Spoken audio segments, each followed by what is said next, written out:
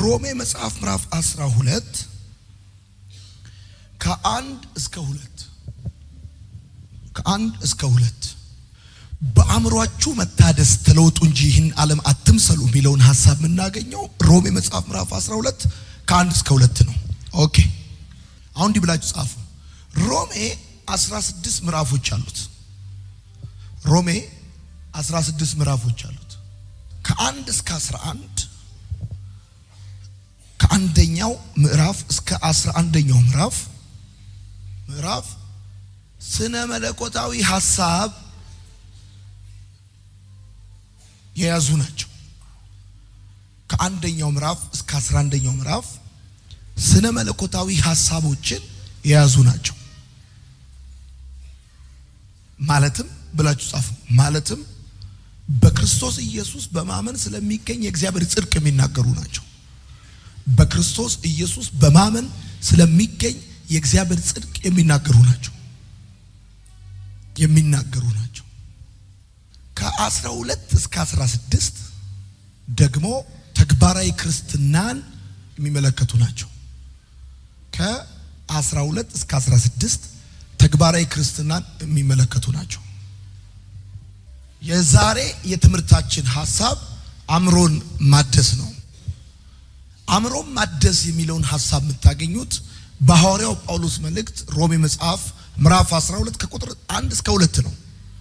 ጳውሎስ 16 ምዕራፎች ሲጽፍ ከ12ኛው ምዕራፍ በኋላ የሚያወራው ተግባራዊ ክርስትና የሚኖር ክርስትና በወንጌል የሰማችሁትን መጽሐፍ ውስጥ ያነበባችሁትን ክርስትና ምድር ላይ በዕለት ተዕለት የሰዎች እንቅስቃሴ ፕራክቲስ ስለማድረግ ስለመኖር ነው የሚያወራው።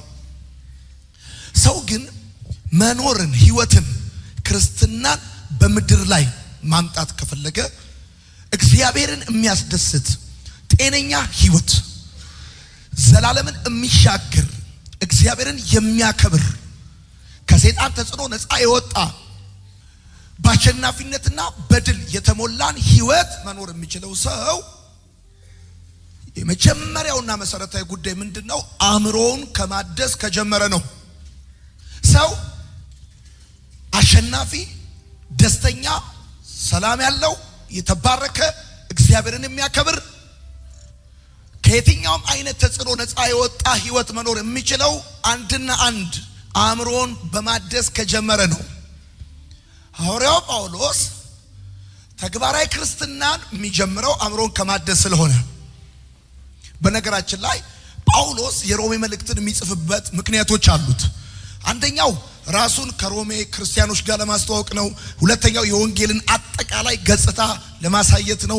ሶስትም ደግሞ ወንጌል በሰዎች የዕለት ተዕለት እንቅስቃሴ ውስጥ ያለውን ዋጋ ከመግለጥ አንጻር ነው። ከየትኛውም አይነት ተጽዕኖ ነፃ መውጣት ከፈለጋችሁና ደስተኛ፣ ሰላማዊ፣ የተባረከ እግዚአብሔርን የሚያከብር ህይወት መኖር ከፈለጋችሁ እሱን ህይወት ለመኖርና ለማሳካት ከናንተ የሚጠበቀው ነገር ተራራ መውጣት፣ ቁልቁለት መውረድ አይደለም። ድንጋይ መፈንቀል አይደለም። የሚጠበቀው ነገር አእምሮአችሁን ማደስ ነው። ወዳጆቼ እንደው ጳውሎስ ሲናገር እንደዚህ ይላል፣ በአእምሮአችሁ መታደስ ተለወጡ እንጂ ይህንን ዓለም አትምሰሉ። ሰው እግዚአብሔርንም ሰይጣንንም የሚመስለው ባለባበሱ ሳይሆን በአስተሳሰቡ ነው፣ በአእምሮ ነው። ሰው እግዚአብሔርንም ሰይጣንም የሚመስለው በአእምሮ ነው፣ በአስተሳሰቡ ነው። ስለዚህ እንደዚህ ይላል ጳውሎስ፣ በአእምሮአችሁ መታደስ ተለወጡ፣ ይሄንን ዓለም አትምሰሉ። ይሄንን ዓለም ስትመስሉ ከእግዚአብሔር በተቃራኒ ነው ህይወታችሁ የሚሆነው። ከእግዚአብሔር በተቃራኒ ህይወታችሁ ከሆነ ደግሞ ያ ህይወታችሁ የጥፋት፣ የመቅበዝበዝ፣ የድካም፣ የመንከራተት፣ የባርነት፣ የጨለማ ህይወት ነው የሚሆነው። ስለዚህ ለውጡ መጀመር ያለበት ሰው ከኪሱ ሳይሆን ከጭንቅላቱ ነው፣ ከአእምሮ ነው፣ ካስተሳሰቡ ነው። የአንድ ሰው ለውጥ የሚጀምረው ሰፈር በመለወጥ አይደለም፣ ስራ በመለወጥ አይደለም። አንድ ሰው ለውጥ የሚጀምረው ኢኮኖሚው ሲለወጥ አይደለም። የሰው ትክክለኛ ለውጥ የሚጀምረው አስተሳሰቡ ነው፣ አእምሮ ሲቀየር ነው ሰው በትክክል ለውጥ የሚባለውን ነገር ኤክስፒሪየንስ ሊያደርግ የሚችለው። ለምሳሌ የአንድ ሰው እጣ ፋንታ የሚሆነው ነገሩ ምንድነው ብላችሁ ከጠየቃችሁ፣ ሰው ሐሳቡ ቃል ይሆናል፣ ቃሉ ተግባር ይሆናል፣ ተግባሩ ልማድ ይሆናል፣ ልማዱ ባህሪ ይሆናል፣ ባህሪው እጣ ፋንታ ይሆናል። አለቀ። የሰውየው ህይወት እንዲቀየር ከተፈለገ መቀየር ያለበት ምኑ ነው? ሰው ባህሪውን መቀየር ከፈለገ፣ ለምሳሌ የማትፈልጉትን የእናንተን ባህሪ፣ ልማዳችሁን፣ ተግባራችሁ መቀየር ከፈለጋችሁ መቀየር ያለባችሁ ሰፈራችሁን ሳይሆን ሐሳባችሁ ነው። ለምን? የሰው ሐሳቡ ቃሉ ይሆናል፣ ቃሉ ተግባሩ ይሆናል፣ ተግባሩ ልማዱ ይሆናል፣ ልማዱ ባህሪው ይሆናል፣ ባህሪው እጣ ፋንታው ይሆናል። የሰውየውን ዴስቲኒ ፍጻሜ በምድር ላይ የሚኖረውን ቆይታ የሚወስንለት ጉዳዩ ምን ይሆናል? ባህሪውን የሚወስነው ምንድነው? ልማዱን የሚወስነው ነገር ምንድነው? ተግባሩን የሚወስነው ምንድነው? ቃሉስ ሐሳቡ። ሰው ዴስቲኒውን መቀየር ያለበት ሐሳቡን ነው። ልማዱን ለመቀየር ሐሳቡን ነው። ባህሪውን ለመቀየር ሐሳቡን ነው። ትናንት ነግሬያችኋለሁ። የዛሬ ህይወታችሁ የትናንት ሐሳባችሁ ነው። የነገ ህይወታችሁ መቀየር ያለባችሁ ሰፈራችሁ ሳይሆን የዛሬ ሐሳባችሁ ነው። ይሄ የኔና የናንተ አእምሮ ሐሳብ ተጠቃሚ እንጂ ሐሳብ አመንጪ አይደለም። የሐሳብ ባለቤቶች ሁለት ናቸው፣ እግዚአብሔርና ሰይጣን። ምን ማለት ነው? የሰው አእምሮ ሐሳብ አያመነጭም ማለት የሰው አእምሮ ሐሳብ አያመነጭም እና ከሚሰማው፣ ከሚያየው፣ ከሚማረው፣ ከሚነካው ከዛ ሐሳብ ሪሲቭ ያደርጋል፣ ኮንሱም ያደርጋል። የተቀበለውን ያንን ኮንሱም ያደርገውን አናላይዝ አድርጎ ኢንተርፕሬት አድርጎ ኮንክሉድ ያደርጋል። የሐሳብ ባለቤት እግዚአብሔርና ሰይጣን ናቸው። እግዚአብሔርና ሰይጣን በምታዩት፣ በምትሰሙት፣ በምትነኩት፣ በምትማሩት ሐሳብ ወደ እናንተ ያመጣሉ። የእግዚአብሔር ሐሳብ ዘላለማዊ ነው። የሰይጣን ሐሳብ ጊዜያዊ ነው። የእግዚአብሔር ሐሳብ ሰማያዊ ነው። የሰይጣን ሐሳብ ምድራዊ ነው። የእግዚአብሔር ሐሳብ መንፈሳዊ ነው። የሰይጣን ሐሳብ ስጋዊ ነው። ሰይጣን የስጋውን፣ የዓለምን፣ የጊዜውን እንድታስብ ያደርጋል። እግዚአብሔርስ የዘላለሙን፣ ሰማያዊውን፣ መንፈሳዊ እንድታስብ ያደርጋል። የሰው አእምሮ ሐሳብ ኮንሱም ያደርጋል። ሐሳብ ይጠቀማል። ሰው ወዳጆቼ እግርም ባይኖረው ሰው ሆኖ ይኖራል። እጅም ባይኖረው ሰው ሆኖ ይኖራል። ሰው በአንድ ኩላሊት ሰው ይሆናል። ሰው ብዙ ነገር ሳይኖረው፣ አይን ሳይኖረው፣ ብዙ ነገር ሳይኖረው ሰው ሆኖ ይኖራል። ሰው ግን ከዚህ በላይ ከሌለ የለም። የሰው ትክክለኛ ማንነቱ አእምሮ ነው። አንተ ማለት በአጭር አማርኛ አእምሮ ነው። ይሄ ከዚህ በላይ ያለው ሀብሀብ አይደለም። ተሸከመ ይዘምዞረው የሆነ አንድ ቡልቡል ነገር አይደለም። ዴስቲኒ ዲተርማይን የሚያደርግ ጉዳይ ነው። ሐሳብ እዚህ ውስጥ ነው ፕሮሰስ የሚደረገው። ይሄ ከሰይጣን ተጽዕኖ ካልወጣ፣ ከጊዜያዊ ከስጋዊና ከዓለማዊ ጉዳይ ካልወጣ አትጠራጠር። ከባርነት፣ ከጨለማ፣ ከመቅበዝበዝ አትወጣም። ሲነጋ የምታስበው የስጋን ከሆነ፣ ሲነጋ የምታስበው የዓለምን ከሆነ፣ ሲነጋ የምታስበው የጊዜውን ከሆነ አንተ በጨለማ ዓለም አገዛዝ ውስጥ ነው ያለው። ሰይጣን ተጭኖሃል፣ ሰይጣን ይዞሃል። ሲነጋ የምታስበው ሆድን ብቻ ነው። ሲነጋ የምታስበው የዛሬን ብቻ ነው። ሲነጋ የምታስበው የጊዜውን ብቻ ነው የምታስበው። የዘላለሙን፣ ሰማያዊውን፣ የመንፈሱን አታስብም።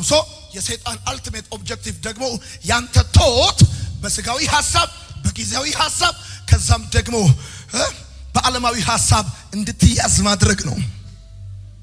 ሌላ ምንም ጉዳይ የለም። የህይወትን ራስ ክርስቶስን፣ ለብዙዎች እንጀራ፣ ለታመሙ ፈውስ፣ ለታሰሩ መፈታትን የሆነውን ኢየሱስን ይሁዳ ለ30 ዲናር ብሎ አሳልፎ እንደሰጠው እንዳትጠራጠር። እንደ መጽሐፍ ሲናገር እንደዚህ ይላል፣ ሰይጣንም ይላል በይሁዳ ውስጥ ሐሳብ ከተተበት ይላል፣ ሐሳብ ጨመረበት። ወዳጆቼ ዲያብሎስ ማለት የግሪክ ቃል ነው። ዲያብሎስ ማለት የግሪክ ቃል ነው። ዲያ ማለት ሐሳብ ነው። ቦሎስ ማለት ወርውሮ የሚከት ነው። ዲያብሎስ ማለት ሐሳብ ወርውሮ የሚከት ማለት ነው። ሰይጣን አንድን ሰው ሲያንከራተተው፣ ሲያቅበዘብዘው፣ ያንድን ሰው ህይወት ሲያመሰቃቅልና ሲሰርቀው ምንም ነገር አያደርገውም። ወዳጄ ቢላ ይዞ ሊያርደው ሊገለው አይመጣም። ሰይጣን በዋነኛነት ወደ ሰው ህይወት ሲመጣ ይዞ የሚመጣው ሐሳብ ብቻ ነው። አይዲያ ሐሳብ ነው ይዞ የሚመጣው። ሐሳብ ይከትብሃል። ከዛስ በቃ ቀሪው ጉዳይ አንተ ነው የሚለው መጽሐፍ ምን ይላል? ሰው በመኝታው ያስባል፣ ሲነጋ ኃይል ከእርሱ ጋር ነውና ያደርገዋል ይላል። እና ሐሳብ ቃል ይሆናል። ሐሳብ ቃል ይሆናል። ተግባር ይሆናል። ተግባር ልማድ ይሆናል። ልማድ ባህሪ ይሆናል። ባህሪ እጣ ፋንታ ይሆናል። አካሄዱ እንደዚህ ነው። እጣ ፋንታ ባህሪ አይደለም የሆነው። ይሄን ባህሪ ዲተርማይን የሚያደርገው የሚወስነው ምንድነው ካልከኝ ሐሳብ ነው። ስለዚህ እግዚአብሔር ሰይጣን የእግዚአብሔር ሐሳብ ጻፉ። የሰይጣን ሐሳብ የእግዚአብሔር ሐሳብ ዘላለማዊ ነው። የሰይጣን ሐሳብ ጊዜያዊ ነው። የእግዚአብሔር ሐሳብ ሰማያዊ ነው። የሰይጣን ሐሳብ ምድራዊ ነው። የእግዚአብሔር ሐሳብ መንፈሳዊ ነው። የሰይጣን ሐሳብ ስጋዊ ነው። ኦኬ አንድ ነገር ልንገርህ የበሰበሰ ፓፓዬ ጠጥተህ ችግሩ ያለው ሆዴ ውስጥ ነው ይባላል አይባልም? ማለት ችግሩ ሆዴ ነው አይባልም። ችግሩ እኔ ነኝ አይባልም። የጠጣው ነው ያስገባው ነው። አየ ዘላለማዊ ሐሳብ ስታስገባ ኢንፑት ካለ አውትፑት አለ። የሚገባ ነገር ካለ የሚወጣ ነገር አለ። ስለዚህ ምድራዊ ሐሳብ፣ ጊዜያዊ ሐሳብ፣ ስጋዊ ሐሳብ ስታስገባ አውትፑቱ ለምሳሌ ህይወት፣ እጣ ፋንታ እና ዘላለማዊ ሐሳብ ወደ ውስጥ ገብቶ እጣ ፋንታክ ጊዜያዊ አይሆንም፣ ተራ አይሆንም፣ ውዳቂ አይሆንም፣ የስጋ አይሆንም፣ የዓለም አይሆንም። ነገር ግን ጊዜያዊ ነገር፣ ምድራዊ ነገር፣ ስጋዊ ነገር አይምሮክን ከተቆጣጠረው ያንተ ህይወት የሚሆነው አትጠራጠር ኢንፑቱን ነው። ኢንፑት ነው አውትፑቱን ዲተርማይን የሚያደርገው። ሰው እኮ ብድግ ብሎ ከቤቱ ወጥቶ ሮጦ ሄዶ ሲጃራ አያጨስም፣ ጫት አይቅምም፣ መጠጥ አይጠጣም። ኢትስ ኤ ፕሮሰስ ነው። መጀመሪያ ቶት ነው እዚህ ውስጥ የሚገባው። መጀመሪያ ሐሳብ ነው፣ አይዲያ ነው ሰይጣን የሚጨምረው። ያንን ነው አምሮክ ኮንሱም አድርጎ ከዛ በኋላ ፕሮሰስ ካረገ በኋላ ህይወት ሆኖ የሚወጣው፣ የህይወት አይነት ሆኖ የሚወጣው ያን ጊዜ ነው። እንደዚህ ያለ ጳውሎስ ሲናገር ተግባራዊ ክርስትና የሚጀምረው ምን ማለት ነው? ክርስትና የነጻነት መንገድ ነው። ከጨለማ፣ ከባርነት፣ ከአጋንንት ተጽዕኖ ስራት፣ ከሞት፣ ከተስፋ መቁረጥ፣ ከውድቀት ሰው አሸንፎ የሚሄድበት የህይወት ጎዳና ነው እና ይሄንን የህይወት ጎዳና መሄድ ከፈለክ ከክርስቲያን ቤተሰብ ስለተወለድክ ያንተ እናትና አባቶች ፓስተር ስለሆኑ ሄሎ ዮናታን አክሊሉ አገልጋይ ስለሆነ ሌዊ በምንም ምክንያት ጨለማን፣ ሞትን፣ ተስፋ መቁረጥና ግራ መጋባትን አሸንፎ የሚኖርበት አግባብ የለም አንሌስ አእምሮ ማደስ ካልቻለ በስተቀር። የሱ አእምሮ በዘላለማዊ በመንፈሳዊ በሰማያዊው የእግዚአብሔር ሐሳብ ቁጥጥር ስር ካልሆነ በስተቀር የሚገባ ነገር ካለ የሚወጣ ነገር አለ። አትጠራጠር። ይሄን እንዴት አድርጌ እንደማስረዳ አላውቅም። እዚህ ብርጭቆ ውስጥ ውሃ አለ። ውሃ ቢወጣ በምትኩ አየር ይገባል። ውሃው ሲገባ አየሩ ይወጣል። አየሩ ልክ ውሃው ሲወጣ አየሩ ይገባል። እንደዛ ነው እንጂ ለምሳሌ አሁን ይሄን ውሃ ብጠጣው የውሃው ህይወት እኔ ህይወት ውስጥ ይገባል። ይሄ ውሃ ከተመረዘ ከዚህ ቀጥሎ የሚቀጥለው የኔ ህይወት በጠቅላላ ይመረዛል። ኢንፑት ነው ላይፍን ዲተርማይን የሚያደርገው። አሁን የሆንከው ባስገባው ነገር ነው።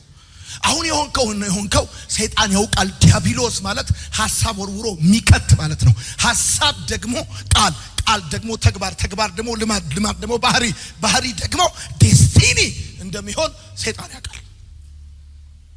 ተመሳሳይ እግር ይዘን ተመሳሳይ እጅ ይዘን አንድ ትምህርት ቤት ተምረን አንድ አይነት አስቤዛ በልተን በተመሳሳይ ማህበረሰብ ውስጥ አድገን የአንዱ ዴስቲኒ ሰፈር የሌላው ዴስቲኒ ሀገር የሚሆንበት ምክንያት ምንድን ነው? አንተና ጓደኞች አብረው የተማሩ ክላስሜቶች ብድግ ብለው ወጥተው አንተ ሰፈሩ ስትቀር እነሱ ሀገር ላይ ተጽዕኖ ፈጣሪ ከሆኑ ልዩነቱ የመጣው እዛ አንተ የተማርክበት ሰፈር ያደክበት ትምህርት ቤት ምናምን ሳይሆን አናይቲያ አእምሮህን የተቆጣጠረው ጊዜያዊ ምድራዊ። አትጠራጠር። በቃ ባጭር አማርኛ ሰው ፖርኖግራፊ አይቶ ክብር ለጌታ ይሁን ብሎ አይተኛም። አትጠራጠር። ለምሳሌ ፈረንጆቹ ምን ይላሉ? በመጀመሪያ ሰውየው መጠጡን ይጠጣዋል፣ ከዛ መጠጡን ይጠጣዋል፣ ከዛስ መጠጡ ሰውየውን ይጠጣዋል፣ ከዛ እኔ ደግሞ ወደ ኢትዮጵያ መጣሁት። በመጀመሪያ ሰውየው ጫቱን ይቅመዋል። ከዛስ ጫቱን ይቅመዋል። ከዛስ ጫቱ ሰውየውን ይቅመዋል። በመጀመሪያ ሰውየው ሲጃራውን ያጨሰዋል። ከዛስ ሲጃራውን ያጨሰዋል። ከዛስ ሲጃራው ሰውየውን ያጨሰዋል። ወዳጆቼ አእምሮ ጻፉ፣ የህይወት ቁልፍ ነገር ነው። ኦኬ ቀጥላችሁ እንዲብላችሁ ጻፉ። ለውጥ የሚጀምርበት ቦታ፣ እውነተኛ ለውጥ የሚጀምርበት ቦታ አእምሮ ነው። አእምሮ ወደ ላይ ከእግዚአብሔር ጋር፣ ወደ ጎን ከሰዎች ጋር፣ ወደ ውስጥ ከራሳችን ጋር ላለን ህይወት ዋንኛው ክፍል ነው። የአንድ መኪና ዋንኛው ክፍል ሞተሩ እንደሆነ የአንድ ሰው ዋንኛው ክፍሉ አእምሮ ነው። ሴቶች በጣም ለጥፍራችሁ፣ በጣም ለጸጉራችሁ፣ በጣም ለሰውነት ቅርጻችሁ የምትጨነቁትን ያህል የጥፍራችሁን ቆሻሻ ያህል ለአእምሮአችሁ ማትጠነቀቁ ከሆነ ተራ ውዳቂ እና የማንም ሰው መቀለጃ ከመሆን ውጪ አማራጭ የላችሁ። በደም ስሙ። አንድን ሰው መሪም ተመሪም የሚያደርገው ጥፍሩ አይደለም፣ አእምሮ ነው። ትልቅም ትንሽም የሚያደርገው ሰው ብሩ አይደለም፣ አእምሮ ነው። ወደ ላይ ከእግዚአብሔር ጋር፣ ወደ ጎን ከሰዎች ጋር፣ ወደ ውስጥ ከራሳችሁ ጋር ያላችሁ ህይወት በጣም ቤዚኩ ጉዳይ አእምሮ ነው። በነገራችን ላይ ልንገር፣ አንድ ሰው ብር ኖሮት አእምሮ ከሌለው ሰውየው ሊኖር አይችልም። ሰው አእምሮ ኖሮት ብርም ባይኖር ይኖራል። ሰው አእምሮ ኖሮት ጓደኛም ባይኖር ይኖራል። ሰው አእምሮ ኖሮት ዘመድ ባይኖርም ይኖራል። በእርግጠኝነት ግን እነግርሃለሁ፣ ሰው ብር ኖሮት አእምሮ ከሌለው፣ ጓደኛ ኖሮት አእምሮ ከሌለው፣ ዘመድ ኖሮት አእምሮ ከሌለው፣ ዲግሪ ኖሮት አእምሮ ከሌለው ሰውየው ሰው ሆኖ አይኖርም። የሰው ዋንኛ ክፍሉ አእምሮ ነው።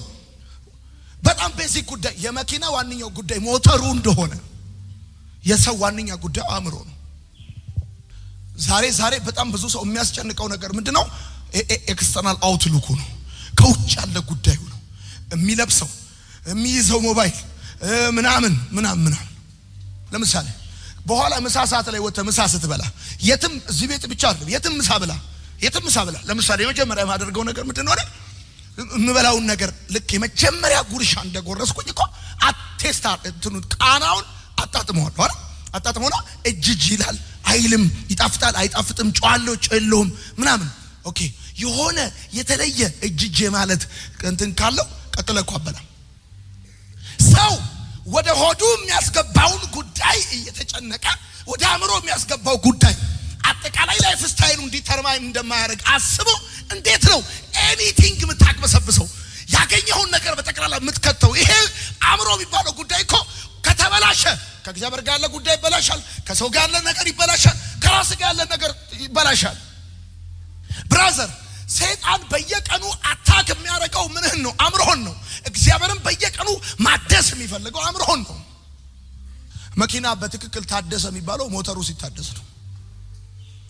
ሰው በትክክል ታደሰ የሚባለው አእምሮ ሲታደስ አለቀ። ሰው በትክክል ተለወጠ የሚባለው አእምሮ ሲለወጥ ነው። የሚገርመኝ ነገር ነው። መጽሐፍ እንደዚህ ያለ ከምትሰሙት ተጠበቁ አለ። ለምን? ኢንፑት ካለ አውትፑት ስላለ ነው። የሰማኸው ነገር ድምጽ ብቻ ሆኖ አያበቃም። ያየኸው ነገር ዝም ብሎ ፊልም ብቻ ሆኖ አያበቃም። ህይወት ይሰራል። ህይወት የሰማኸው የገባው ነገር ውስጥ ሐሳብ ክሬት ያደርጋል። ሐሳቡ ቃሉ ተግባር፣ ተግባሩ ልማድ፣ ልማዱ ባህሪው ዴስቲኒ ይሆናል፣ እጣ ፋንታ ይሆናል። ወዳጆቼ አእምሮ አመለካከታችንን፣ ስሜታችንን፣ ፍቃዳችንን ይቆጣጠራል። የሰው ልጅ ዋና ክፍል ነው አእምሮ። አክሽን ድርጊት እኩል ይሆናል እውቀት ፕላስ ፈቃድ ፕላስ ስሜት። ሰው ስላወቀ ብቻ አያደርግም፣ ስለፈለገ ብቻ አያደርግም፣ ስለተሰማው ብቻ አያደርግም። አክሽን የሶስቱ ነገር ድምር ነው። እውቀት ሲደመር ፍቃድ ሲደመር ስሜት ነው። አንድ ሰው ወጥቶ የሚጸልየው፣ ወጥቶ የሚጠጣው አክሽን የሚባለው ጉዳይ ሶስቱ ነገሮች በሰውየው ውስጥ ሲተባበሩ ነው። አንደኛ ያውቃል፣ ሁለተኛ ፈቅዷል፣ ሶስተኛ ስሜት ሰጥቶታል። አንድ ነገር ስሜት ካልሰጠ አታረጉ። ለምሳሌ እኔ አንዳንድ ሰዎች እንትን ይላሉ። ለምሳሌ እኔ እማልጠጣው ጴንጤ ስለሆንኩ ብቻ አይደለም እማልጠጣው፣ ጴንጤ ስለሆንኩ ብቻ አይደለም። እኔ በተፈጥሮ ይሄ መራራ ነገር ስሜት አይሰጠኝም። አለቀ። ለምሳሌ አይደለም መራራ ይሄ መጠጥ አልኮል ምና አይደለም፣ ብላክ ኬክ ጥቁር ነገር ያለው ኬክ እንኳን አይበላልኝም። ቫኒላ ነው የምወደው እኔ፣ ነጭ ዋይት ነገር ነው የምወደው። ሰው ስሜት አይሰጠኝም። ስሜት ለሌላ ሰው ስሜት የሚሰጥ ነገር ለኔ ስሜት አይሰጠኝም። ይኸውልህ በጌታ ባልሆን ባክባረክ ከክርስትና ወደ ኋላ ብል አልጠጣም። ለምን? ስሜት አይሰጠኝም።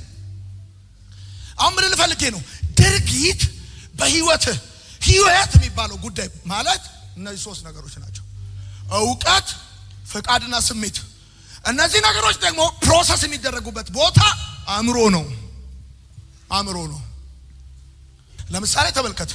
አንተ የሰማዩን፣ ፍቃድህ የእግዚአብሔር፣ ስሜትህ መንፈሳዊ ሲሆን ህይወትህ ክርስቶስን ቁርጥ ሆኖ ቁጭ ይላል። በቃ አእምሮ ማንነት ነው። አእምሮ ማንነት ነው። ማንነት አፍንጫ አይደለም። አፍንጫ ቢገተር ጭንቅላት አይሆንም። ማንነት ዲምፕል አይደለም፣ እግር አይደለም፣ ጥፍር አይደለም። ማንነት ያንቺ ቅርጽ አይደለም። ማንነት ያንተ ጡንቻ አይደለም። ማንነት ያንተ አእምሮ ነው። እንዲህ ብለህ ጻፍ። እዚህ ጋር 100 እዚህ ጋር 0 ከሆንክ የለህም። አንዳንድ ጎረምሳ እዚህ ላይ ነው 100፣ እዚህ ላይ 100 ነው፣ እዚህ ላይ 0 ነው። በእቃ አንሳበት ዝም ብለህ። የሰው ማንነቱ አእምሮ ነው። በጣም የሚያስጨንቅሽ ሁማን ሄር ከሆነ፣ የሚያስጨንቅሽ ጥፍር ቀለም ከሆነ፣ ሽቶ ከሆነ፣ ሎሽን ከሆነ፣ የሆነ ነገር ሰንብሎክ ምናምን ከሆነ፣ ሲም ብሎክ እዚህ ውስጥ ከሌለሽ፣ እሺ ልቀጥለው። ሲም ብሎክ እዚህ ውስጥ ከሌለሽ ወፍ እንዲህ ብላችሁ ጻፉ።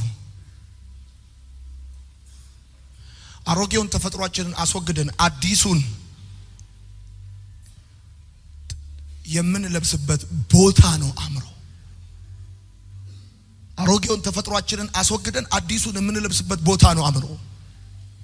ያኔ ትላንትናውን፣ ቆሻሻውን፣ የጊዜውን፣ የስጋውን፣ የዓለሙን አስወግደህ መንፈሳዊ ነገር የምትለብስበት፣ እውነተኛውን አዲሱን ተፈጥሮ የምትለብስበት ቦታ አእምሮ ነው። ወዳጄ እንዲሆንከው እንዲህ ከመሆነ በፊት እንዲህ እንድትሆን ወደ ውስጥ እንዲገባ የፈቀድክለት ባንተ ጭንቅላት ባንተ አእምሮ ውስጥ ህይወት የዘራ ሐሳብ የፈጠረ ኢንፑት ስላለ ነው። ሰይጣን በየቀኑ የሚያጠቃው አእምሮህን ነው። ሰይጣን በየቀኑ አታክ የሚያደርገው ያንተን አእምሮ ነው። ኪስህን አይደለም፣ ስራህን አይደለም። ሰይጣን በዋነኛነት እየተከታተለ የሚደበድበው አየር ማረፊያው የተደበደበበት መንግስት፣ ከዛ የጦር ጀቶቹ አይነሱም፣ አያርፉም። የፈለገ አቅም ቢኖርህ እሱም ማኮብኮቢያው ከተመታ በቃ እግረኛ ነው የምትሆነው። ልክ እንደዚህ ነው። ይኸውልህ ሰይጣን በየቀኑ የሚቀጠቅጠው በየቀኑ የሚደበድበው አእምሮህን ነው። በየጊዜው ይሄን ፊልም ሲስተም ክሬት ያደርጋል፣ ካልቸር ዲዛይን ያደርጋል፣ ሐሳብ በተለያየ መልኩ ያመጣል። ከዛስ ይሄ ነገር በጠቅላላ ይሄን ዓለም ላይ የሚፈበረከው ነገር በጠቅላላ የት ነው መራገፊያ ወደቡ? የሰው አእምሮ ነው። እንዲህ ብለህ ጻፍ። አእምሮን ማደስ ምን ማለት አይደለም ወይ ምን አይደለም። አንደኛ የአንድ ጊዜ ክስተት አይደለም። ቀጣይነት ያለው ሂደት ነው። ሰው አእምሮን ያድሳል ማለት አንድ ቀን ቁጭ ብሎ 5 ቀን ቁጭ ብሎ የሆነ ነገር ሰምቶ ይጨርሳል ማለት አይደለም። በደንብ ስማኝ። ቅድም ነገር ያለው ኢንፑት ካለ አውትፑት አለ። አውትፑቱ ዲተርማይን የሚያደርገው ኢንፑቱ ነው። አእምሮ ማደስ ማለት የዕለት ተዕለት ተግባር ነው እንጂ የአንድ ቀን ክስተት አይደለም። ለምሳሌ ተመልከት። ትናንትና ጠዋት እስከ ማታ በሰማኸው ነገር የሆነ ያህል የህይወት ለውጥ ለማምጣት ፍላጎት ውስጥ ተፈጥሯል። ስለ ንስሐ ስለ ህይወት ያለህ ነገር በተወሰነ መልኩ እንኳን የመቀየር አስማሚያ አለው። እውነት ለመናገር ፈልጋል ካለህበት ሁኔታ መውጣት፣ ሁኔታን ማስተካከል ምናምን ፈልጋል። ሰው አስበው። አሁን እንግዲህ ዛሬ እየጨመርክ ነው። ነገ ከነገ ወዲያ ከዛስ ዓርብ ዕለት የሚቋረጥ ጉዳይ አይደለም። ቅዳሜ ወደ ቤት ስትሄድ እሁድ፣ ሰኞ፣ ማክሰኞ 365 ቀን በወር 30 ቀን በቀን 24 ሰዓት በምትችለው መጠን ቀጣይነት ያለው ሂደት ነው እንጂ በቃ 5 ቀን ተምረህ ምናምን የምታቆመው ጉዳይ አይደለም። የኔ መኪና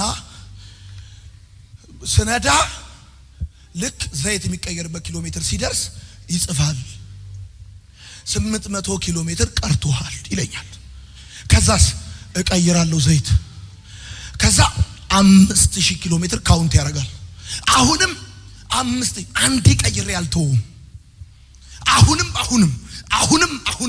አሁንም በሄድኩ ቁጥር እና ፊውል ለምሳሌ ፉል ይላል ነዳጅ ትሄዳል አይደል? ስትሄድ ይቀንሳል እና you have to charge እንደገና መሙላት አለበት። you have to fill እንደገና አሁንም እንደገና አእምሮን የማደስ ጉዳይ ያንድ ጊዜ ክስተት አይደለም፣ ቀጣይነት ያለው ሂደት ነው። የብዙዎቻችን ሽንፈት ለዚህ ነው። ጸሎታችን አንድ ሰሞን ነው፣ ንባባችን አንድ ሰሞን ነው፣ ህይወታችንን ለመቀየር የምናስበው አንድ ሰሞን ነው።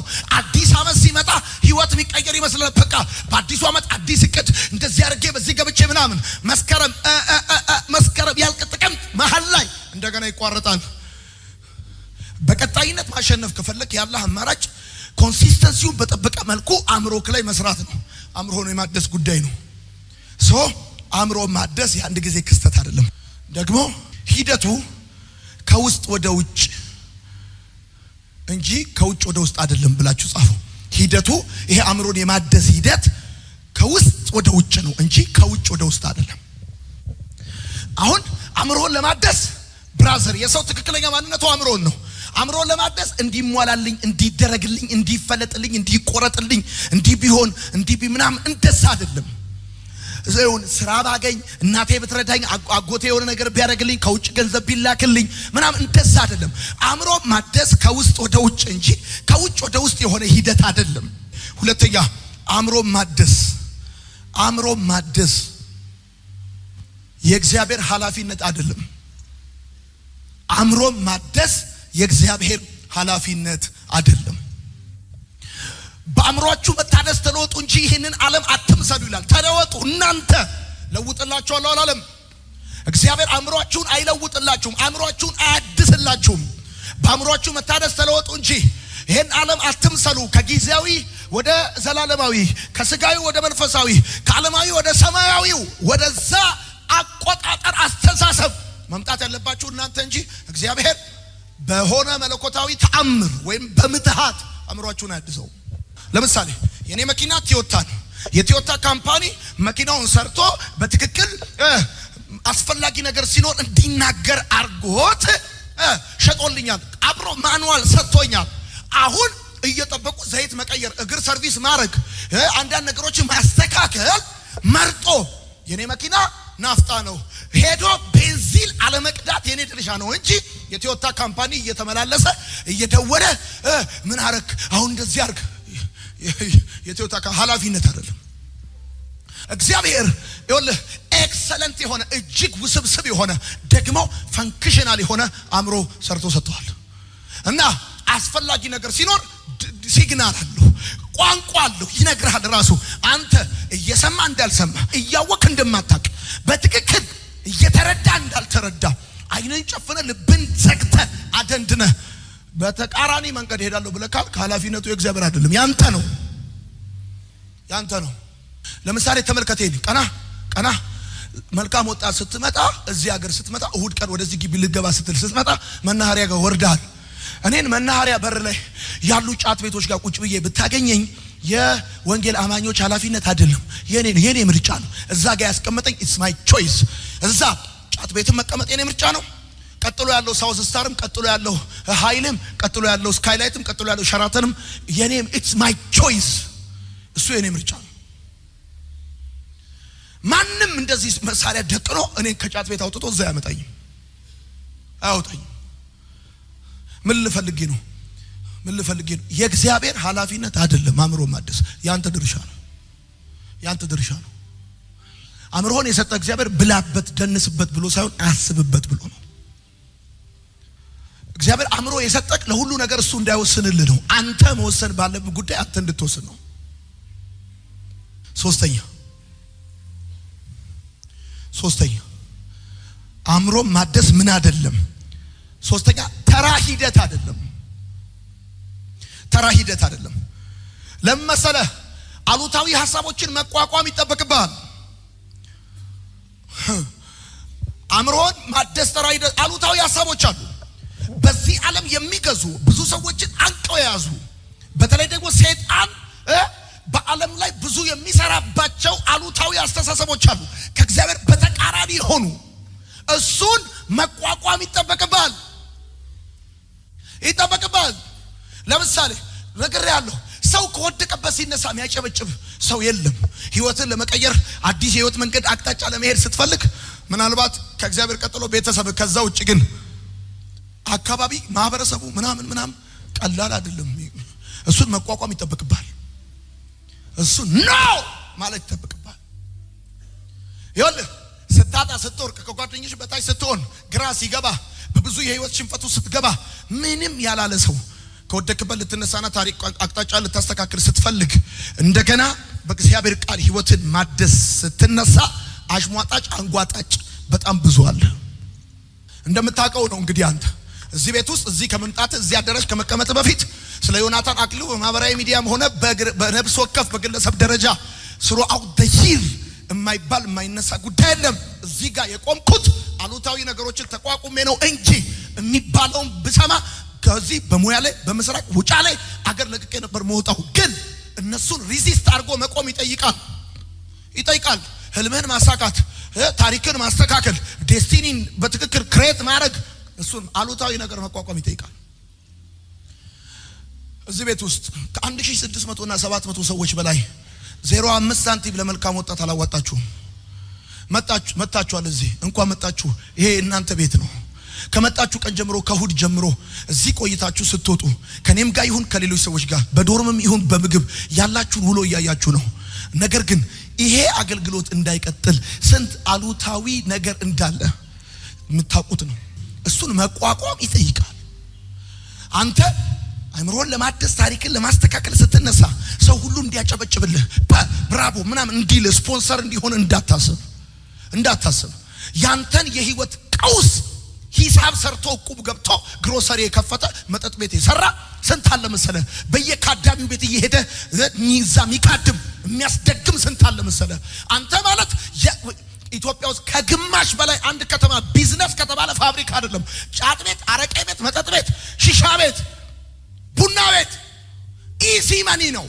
ኢዚ መኒ ባንተ ውድቀትና ጥፋት ላይ የተመሰረተ ኢኮኖሚ ነው።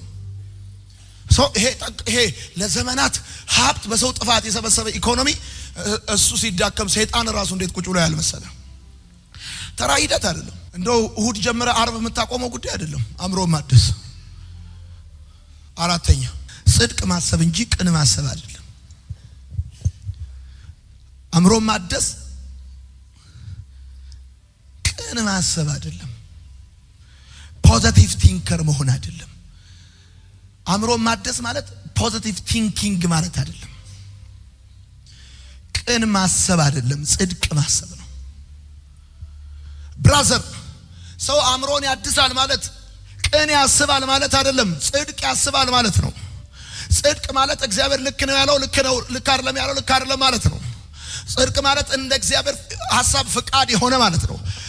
100% ክብሩም ህይወቱም ለእግዚአብሔር የሆነ ማለት ነው። ጽድቅ ማለት አጭር አማርኛ በእግዚአብሔር ፊት ትክክል የሆነ ነገር ማለት ነው። ጽድቅ ማለት ይሄን ተመልከት። ይኸው በጣም በእግዚአብሔር ፊት ትክክል ያልሆኑ ነገር ግን በሰው ፊት የጋራ መግባባት ያላቸው ብዙ ጉዳዮች አሉ። አእምሮን ማደስ ማለት ፖዚቲቭ ቲንከር መሆን ማለት አይደለም። ቅን ማሰብ ማለት አይደለም። እንደ እግዚአብሔር ሐሳብ ማሰብ፣ እንደ እግዚአብሔር ፍቃድ ማሰብ ማለት ነው። በእግዚአብሔር ፊት ትክክል የሆነውን ነገር ማሰብ ማለት ነው። ለምሳሌ ሳኦል እግዚአብሔር አጥፋ አለው። እሱ ግን በጎች ይዞ መጣ። ይሄ ምንድነው ተባለ። ልሰዋ መጣው አለ። አንተ ቅን ፖዚቲቭ ቲንከር ሆነ አስበው እና ምን ክፋት አለው? አየህ፣ እግዚአብሔር አጥፋ ያለህን ማጥፋት ነው ጽድቅ። አኑሮ ያለህን ማኖር ነው ጽድቅ እንጂ ቅን ፖዚቲቭ ቲንከር መሆን አይደለም። የሆሞሴክሹዋሊቲ ግራውንድ እኮ ፖዚቲቭ ቲንከር ነው፣ ፖዚቲቭ ቲንኪንግ ነው። ብዙ ሰው ህይወቱ በማይሆን ነገር የተያዘው በምንድነው ካልከኝ ቅን እያሰበ ነው። ቅን ብቻ ቅን ከጓደኛው ጋር ቅን፣ ከሰው ጋር ቅን፣ በቃ እኔ ምናምን እኔ ይላል። አእምሮን ማደስ ጽድቅ ማሰብ ነው። እግዚአብሔር የማይወደውን አልወድም፣ እግዚአብሔር የሚጠላውን ጠላለሁ፣ እግዚአብሔር የማይፈልገውን አልፈልግም። ከእግዚአብሔር ጋር የተጣላ ከኔ ጋር ይጣላል ማለት ነው እንጂ ጉዳዩ ፖዚቲቭ ቲንከር መሆን አይደለም። አምስተኛ ሐሳብህን መቀየር ብቻ አይደለም። አእምሮን ማደስ ማለት ሐሳብን መቀየር ማለት አይደለም። ሐሳብን መቀየር ማለት አይደለም። ሐሳቡን የማይቀየረው የሞተ ሰው ብቻ ነው። ሐሳብን መቀየር ማንም ሐሳቡን ይቀየራል። ማንም እዚህ ቤት ያልመጣም ወደ ጌታ ያልመጣም ቃሉን የማያነብም ኢቲስት የሆነም ሰው ሐሳቡን ይቀየራል። ማንም ሰው ሐሳቡን ሊቀየር ይችላል። ማንም ሰው ሐሳቡን ሊቀየር ይችላል። ናናቲ እዚህ ጋር እዚህ ጋር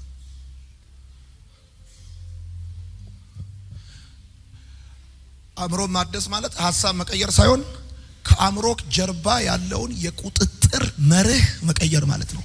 ድራይቪንግ ፎርሱን ቶታል እዚህ ውስጥ ሐሳብ አለ።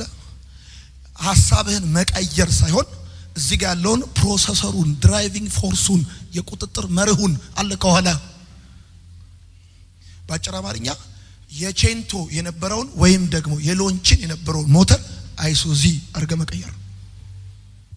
ቶታሊ ኢንጂኑን ነው የምትቀየረው፣ ድራይቪንግ ፎርሱን ነው የምትቀየረው። ይሄንን ይሄው ከዚህ በፊት ብዙ ሐሳብ በዜናም በጫውታም በመታየውም እግረ መንገድህንም ሐሳብ ይመጣልሃል።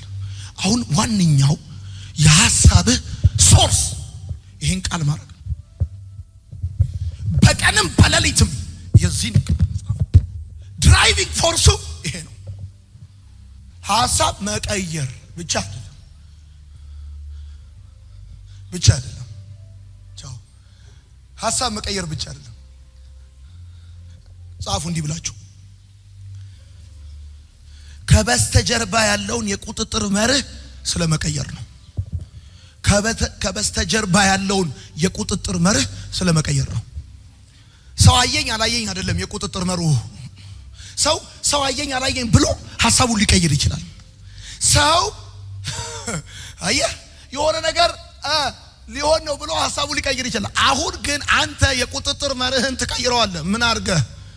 ስድስተኛ በአእምሮ ጤነኛ መሆን ማለት አይደለም። አእምሮን ማደስ ማለት በአእምሮ ጤነኛ መሆን ማለት አይደለም። በአእምሮ ጤነኛ መሆን ማለት አይደለም። ሰዓት ጠብቆ ወደ ቤት የሚገባ፣ ሰዓት ጠብቆ ከቤት የሚወጣ፣ ልብሱን የሚለብስ፣ ሻወር የሚወስድ፣ የሚታጠብ፣ የማይቅም፣ የማያጨስ፣ የማይጠጣ ሰው መሆን ማለት አይደለም። ሰው እየጠጣ አእምሮ ጤነኛ ሊሆን ይችላል።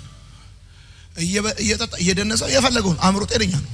አሁን አንዳንድ ልጆች እዚህ ጋር ሲጸለይላችሁ አንዳንዱ አጋንንት ፕሮሰስ ያደርገዋል፣ ሌላው ኦብሰስድ ይሆናል። በተቃራኒ ግን ከዚህ ሁሉ በተቃራኒ በጣም ቆለጭ ያለ ጥሩ ጭንቅላት ያለው ሂሳብ መደመር የሚችል ፊዚክስ በደንብ መስራት የሚችል ጤነኛ አእምሮ ያለው መሆን ማለት አይደለም። አእምሮን ማደስ ማለት ጤነኛ አእምሮ ያለው መሆን ማለት አይደለም። እንዲህ ብላችሁ ጻፉ። የታደሰ አእምሮ is greater than ጤነኛ አእምሮ። greater than ጤነኛ አእምሮ። የታደሰ አእምሮ ከጤነኛ አእምሮ ይበልጣል። ከጤነኛ አእምሮ የታደሰ አእምሮ ይበልጣል። ምን ማለት ነው? ሰው እንዴት ጤነኛ አእምሮ እንዴት አይደለም ይባላል? እኔ ጤነኛ አእምሮ ኖ ጤነኛ አእምሮና የታደሰ አእምሮ ልዩነት አለው። ጤነኛ አእምሮ ማድረግ ያለበትን በተገቢው ጊዜና ሁኔታ አግባብ ባለው መልኩ የሚያረጋ አእምሮ ነው። ጻፉ። ጤነኛ አእምሮ ማድረግ ያለበትን ነገር በተገቢው ጊዜና ቦታ ሁኔታ አግባብ ባለው መልኩ የሚያረጋ አእምሮ ነው ጤነኛ አእምሮ። እንደምን ዋልክ ስትሉት ደህና አደርክ ካለ በሽተኛ አእምሮ ነው። ደህና አደርክ ስትሉት ደህና አደርክ የሚል አእምሮ ጤነኛ አእምሮ ነው። ጤነኛ አእምሮ ነው። ና ስትለው የሚሄድ አእምሮ በሽተኛ ነው። ና ስትለው የሚመጣ አእምሮ ጤነኛ ነው። ጤነኛ ለምሳሌ እንጠጣ ስትለው የሚጠጣ አእምሮ ጤነኛ ነው። እንቃም ስትለው የሚቅም ጤነኛ ነው። እንደንስ ስትለው የሚደንስ ጤነኛ ነው። ጤነኛ ነው። ብቻ በአግባብ ኮሙኒኬት ያደርጋል። ጤነኛ ነው። ጤነኛ ነው። ከዛ ሲመሽ 12 ሰዓት አልኩ እንዴ 12 ሰዓትማ ቀን ነው። ሲመሽ ከሌሊቱ 8 ሰዓት ወደ ቤት የሚገባ አእምሮ ጤነኛ ነው። ቤቱ አይጠፋበትም። በጣጥቶ እንደዚህ እያለ ያውቃል፣ አቅጣጫውን ያውቃል። እንትን ራይል ጠርቶ ኮንትራት ይዞ ሄደ ይከፍላል። ኪሎ ሜትሩንም ያነባል በትክክል ይከፍላል። ሂሳብ ትከፍላለህ። ሰፈር አይጠፋብህም። እንዴትም ብትሆን ታውቀዋለህ። ይሄ ማለት አንተ ጤነኛ አእምሮ አለክ።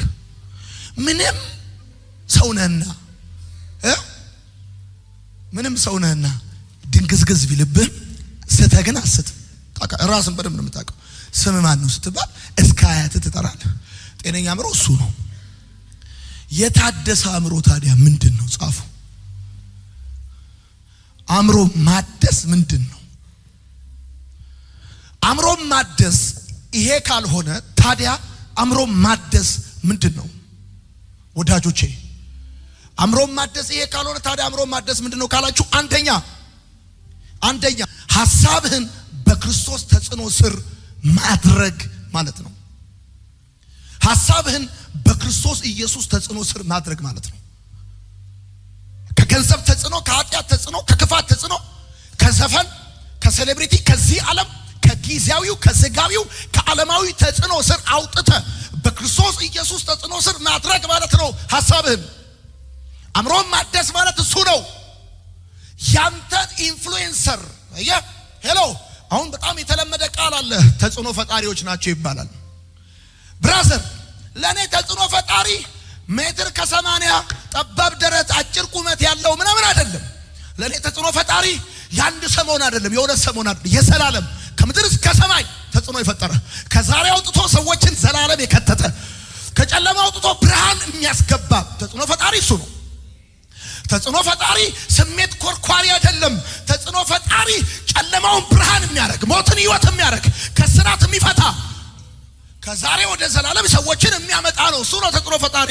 አእምሮን ማደስ ማለት ሐሳብህን በክርስቶስ ተጽዕኖ ስር ማድረግ ማለት ነው። የብዙዎቻችን ተጽዕኖ ፈጣሪ ማን ነው? ራፐር ነው። የብዙዎቻችን ተጽዕኖ ፈጣሪ ማን ነው? ቦምባርዲ ነው። ለራሱ ኪሎን መቆጣጠር ያልቻለ የብዙዎቻችን ተጽዕኖ ፈጣሪ ማን ነው? እነ ቢዮንስ፣ እነ እግር ኳስ ተጫዋቾች ምናምን። የብዙዎቻችን ተጽዕኖ ፈጣሪ ቲክቶከሮች ምናምን፣ በዚህ ገብቶ በዛ ወጥቶ። ሄሎ ሐሳብህን በክርስቶስ ኢየሱስ ተጽዕኖ ስር ማድረግ ነው። የዚህን ጊዜ ሐሳብን በክርስቶስ ኢየሱስ ተጽዕኖ ስር ስታደርግ ፍርሃት፣ ኩነኔ፣ ውርደት ምናምን ከህይወት ይወጣና ጽድቅ፣ ፍቅር፣ ራስን መግዛት የዛን ጊዜ ገንዘብ ይሆናል። አእምሮ ማደስ እሱ ነው። አእምሮ ማደስ እሱ ነው። በክርስቶስ ኢየሱስ ተጽዕኖ ስር መሆን ማለት ነው። አእምሮ ማደስ ማለት ኢየሱስ ጫማ ውስጥ መግባት ማለት ነው። ጌታ ቢሆን አሁን በእኔ እዚህ ጫማ ውስጥ የቆመው እንዴት ያስብ፣ ምን ያደርግ ነበር? ጌታ ቢሆን ምን ይል ነበር? ጌታ ቢሆን እኔ አሁን የማደርገው ነገር ያደርግ ነበር። የምሰራውን ነገር ይሰራ ነበር። አሁን ሙሉበት ቦታ ይውል ነበር። ኢየሱስን ወደዋለሁ። እዚህ ላይ ንቅሳት መነቀስ ማለት አይደለም። ኢየሱስን መከተል ማለት ትልልቅ መስቀል አንገት ላይ ማሰር አይደለም። ኢየሱስን መከተል ማለት የሆነ ጌታ ሆይ ምናምን እያልክ ህንድ ቁጩ አይነት ፊልም ነገር የሆነ ድራማ መስራት ሳይሆን በኢየሱስ ተጽዕኖ ስር መሆን ማለት ነው። ኢየሱስን ማመን መከተል ማለት እሱ ማለት ነው እንጂ ፎግሮ መብላት አይደለም። በክርስቶስ ኢየሱስ ተጽዕኖ ስር መሆን ማለት ነው ኢየሱስን መከተል። አእምሮ ማደስ ማለት እሱ ነው። ብዙዎቻችን በሌሎች ሰዎች ተጽዕኖ ስር ነው ያለነው። እቤታቸው ቁጭ ብለው እንደ ሪሞት ኮንትሮል ያጠፉናል፣ ያበሩናል። ጠቅ ሲያደርጉን እናሽካካለን፣ ሲፈልጉ ያጠፉናል። በቃ ይወጡና ሰላም እንደምናችሁ ብለው ዘግተውን ይገባሉ። አንዳንዶቻችሁ አበሉም አጠጡ። ብዙዎቻችሁ መሆን የምትፈልጉት ድሪማችሁ የሆነ ሰው ነው። ጳውሎስ እንደዚህ ያለ፣ እኔ ክርስቶስን እንደምመስል አለ፣ እናንተ እኔን ምሰሉ አለ። መሆን የምትፈልገው መምሰል የምትፈልገው ኢየሱስን ከሆነ አንተ አእምሮ ማደስ ምን ማለት እንደሆነ ገብቷል። አእምሮ ማደስ በክርስቶስ ኢየሱስ ተጽዕኖ ስር ሐሳብህን ማድረግ ማለት ነው። ያንተን ሮል ሞዴል ክራይስት ማድረግ ማለት ነው። ሮል ሞዴል ቁርጥ ኢየሱስን መሆን ነው። አንድ ልጅ ብሎኛል እንደዚህ ዮኒ በጣም ነው የምወድህ፣ እኔ ስሰብክ ብታይ አንተን ነው የምመስለው አለኝ። ተስፋ ቆርጠሃል አልኩት። ዮናታን አክሊሉ ከመሰልክ ተስፋ ቆርጠሃል፣ ህልም የለህም፣ ወድቀሃል፣ ተሸንፈሃል። የራሳችሁን አእምሮ መጠቀም የማትችሉ ሰዎች፣ እምቢ ማለት የማትችሉ ሰዎች፣ እንጠጣ ስትባሉ እምቢ ማትሉ፣ እንቃም እምቢ ማትሉ፣ እንስረቅ እምቢ ማትሉ፣ እንውጣ እምቢ፣ እንቃ እምቢ ማትሉ ሰዎች፣ በሌላ ቁጥጥር ስር እንደ በሪሞት ኮንትሮል እንደተያዘ ሰው ቁጭ ብድግ የሚያደርግ አእምሮ ይዞታል ማለት ነው። አእምሮ ማደስ ማለት ሐሳብን በክርስቶስ ኢየሱስ ተጽዕኖ ስር ማድረግ ማለት ነው። ሁለተኛ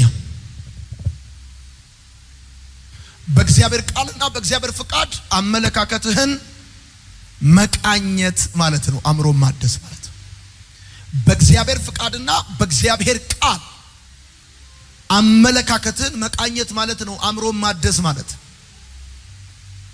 ይሄ ጊታር መቃኛ አለው። ይሄ መቃኛ ነው እና ተፈላጊው ድምጽ እንዲመጣ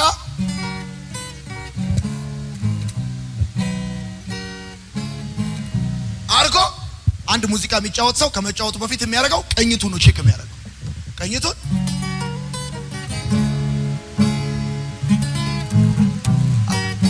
አርጎ ቼክ ያደርግ ያዝ ሳብ ወደፊት ወደ ኋላ ያስተካክለዋል። እንደው ዘንበለ ጠዋት ተነሱ አይቀጠቅጥም። ብራዘር ሄሎ ቼክ ያደርጋል። ይኸውልህ የምትፈልገው ውበት፣ የምትፈልገው ድምጽ፣ የምትፈልገው ህይወት፣ የምትፈልገው ቋንቋን ከዚህ ውስጥ ማምጣት ከፈለክ መቃኘት ግዴታ ነው። እንደው ዝም ብለህ ብታስቀምጠው በጊዜ ሂደት እየረገበ ይሄዳል። ምንም ባትጫወትበት እየተጫወትክበት ስትሄድ ደግሞ ክሩ እየተለጠጠ የሆነ ነገር የሆነ የሳሳ ይሄዳል። ስለዚህ ያዝ መለስ ወሰድ ማስተካከል ይጠይቃል። ልክ እንደዚህ ነው ያንተም አስተሳሰብ፣ ያንተም አእምሮ እንደዛ ነው። ዝም ብለህ ከተውከው ሰይጣን ብዙ ነገር ያደርግበታል። የምትፈልገውን ህይወት መኖር ከፈለክ፣ የምትፈልገውን የህይወት ጣዕም ማግኘት ከፈለክ አእምሮም ማደስ ማለት እንደ እግዚአብሔር ቃልና ፍቃድ አመለካከትን መቃኘት ማለት ነው። ከዚህ ይኸውልህ በጣም የሚገርም ነገር ይኸው 6 ክሮች አሉት። ይሄ ነገር 6 ክሮች አሉት። አንዳንድ ጊዜ ከ6ቱ አንዱ ክር ቀኝቱን ይለቃል፣ 5ቱ ጥሩ ይሆናል። አንዳንድ ሰው እንደዛ ነው። ብዙ ነገሩ አሪፍ ነው፣ አንዱ ነገር ግን ቀኝቱን ለቋል። ልክ እንደ ክሩ አንዳንድ ጊዜ 2ቱ ክር ይለቃል፣ አንዳንድ 3ቱ ክር፣ አንዳንድ ጊዜ 4ቱ ክር፣ 5ቱ፣ አንዳንድ ጊዜ አንዱ ብቻ ነው ጤነኛ የሚሆነው እና ስትነቁት ይገርማል።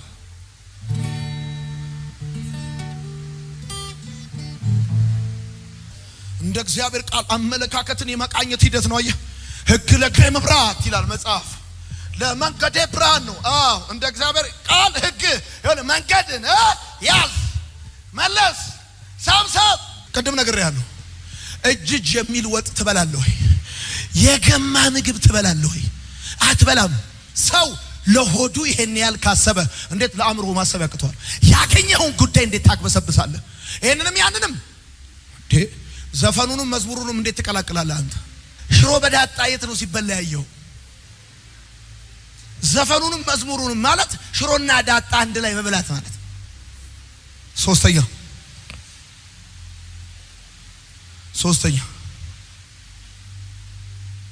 ጊዜያዊውን በዘላለማዊው፣ ቅድም እዚህ ጋር የጻፍ ነው። ጊዜያዊውን በዘላለማዊው፣ ምድራዊውን በሰማያዊው፣ ስጋዊውን በመንፈሳዊው አመለካከት መተካት ማለት ነው። አየህ ጊዜያዊውን አመለካከት በዘላለማዊ አመለካከት። ለዚህ ነው ቅድም ጤነኛ አእምሮ ዘላለማዊ የሆነ ነገር ማሰብ የሚችል አእምሮ አይደለም። ጊዜያዊውን በዘላለማዊ፣ ምድራዊውን አመለካከት በሰማያዊ ስጋዊውን አመለካከት በመንፈሳዊ አመለካከት መተካት ማለት ነው። በአጭር አማርኛ የአመለካከት ንቅለ ተከላ ማለት ነው። ጌታ ይባርከኝ። ለምን አሁን እኛ ጴንጤዎች ዘፈን ማንሰማው? ቢኮዝ ዘፈን ማንሰማበት ምክንያት ከቸርች ስለሚያባርሩን አይደለም። ዘፈን ስንሰማ ከሰማይ በታች የሆነ የጊዜው የሆነ የስጋ የሆነ የዓለም የሆነ ነገር ስለምንሰማ ነው። ካላስ በአረብኛ እኛ ደግሞ እሱ እንድታስታውሰን አንፈልግም። አራተኛ በልምድ ሳይሆን በጉዳት ሳይሆን ህይወትን በልምድ ሳይሆን በጉዳት ሳይሆን በሰዎች አስተያየት ሳይሆን በእግዚአብሔር ቃል መተርጎም ማለት ነው። አእምሮን ማደስ ማለት ህይወትህን በልምድ ከዚህ በፊት ከኖርክበት ከልምድ ከኤክስፒሪየንስ ተነስተ መተርጎም ሳይሆን ከጉዳት ተነስተ መተርጎም ሳይሆን ገብቷል። በጠፍጣፋ ድንጋይ ከተዘጋ በሩ ምናምን ብለህ እና እንደዚህ በዚህ እንደው ቢበሩ እያልክ ሳይሆን ከሰዎች አስተያየት ተነስተ ሳይሆን ሲሉ አራ በረ ምናምን ብለው አጨበጨቡልኝ ብለህ ሳይሆን እንደ እግዚአብሔር ቃል መተርጎም ማለት ነው። እንደ እግዚአብሔር ቃል የጥበብ መጀመሪያ እግዚአብሔር መፍራት ነው። እንደ እግዚአብሔር ቃል ሀብት እግዚአብሔርን መፍራት ነው። ሀብት ሶፋና ፍሪ ቴሌቪዥን አይደለም፣ ታዋቂነት አይደለም። ብራዘር ሀብት ምንድነው ካልከኝ እግዚአብሔርን መፍራት ነው። የእግዚአብሔር መገኘት ነው። ለነገሮች ያለን እንዲህ ብለህ ጻፍ። በአጭር አማርኛ the same vocabulary different dictionary ማለት ነው። አእምሮ ማደስ ማለት the same vocabulary ነው። ምን ማለት ነው? ሰዎች የሚጠቀሙትን ቋንቋ ነው የምትጠቀመው፣ ግን ያንተ ዲክሽነሪ የተለየ ነው። ዲክሽነሪ የተለየ ነው። ያንተ ዲክሽነሪ እዚህ ውስጥ ነው ያለው። ሄሎ ትርጉም መዝገበ ቃላት ፍቺ ስፈልግ በከሳቴ ብራም መዝገበ ቃላት አይደለም። ሰጥኖ ሲሰጥን ከዛ ጋር እንደዚህ ብሎ እያልክ በከሳቴ ብራም መዝገበ ቃላት ህይወትን መምራት አይደለም። አእምሮ ማደስ ማለት የእግዚአብሔርን ቃል ዲክሽነሪ ማድረግ ነው። የእግዚአብሔር ቃል ጽድቅ ነው የሚለው ምንድነው? ክብር ነው የሚለው ምንድነው? ህይወት ምንድነው? እንደ እግዚአብሔር ቃል ህይወት እንደማንም እንጀራ ነው። እንደ እግዚአብሔር ቃል ግን ኢየሱስ ነው። እኔ ህይወት፣ መንገድ፣ እውነት ህይወት ማለት እንጀራ ማለት አይደለም። የሚበላ ማለት አይደለም። በሬም ይበላል።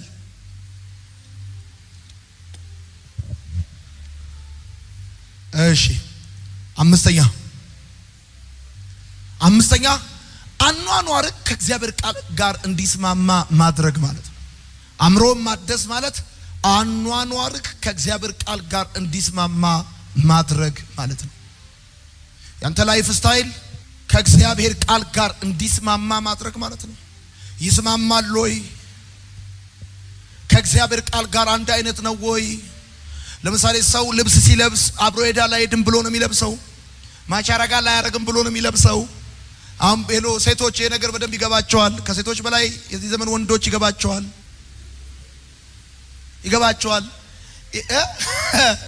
አኗኗርን ከእግዚአብሔር ቃል ጋር ማስማማት ማለት ነው። አእምሮን ማደስ ማለት አየህ፣ አብሮ ሄዳል አይሄድም ብለን እንደምትለብሰው ሁሉ ማች ያረጋል አያረግም ብለን እንደምትለብሰው እኝነን ይኸው ቀና ከኔ ጋር ሄዳል አይሄድም ብለህ አስብ እንጂ ከእግዚአብሔር ቃል ጋር ማስማማ ይሄ ነገር እንደ እግዚአብሔር ቃል ሄዳል አይሄድም ልክ ነው ልክ አይደለም ማለት ነው።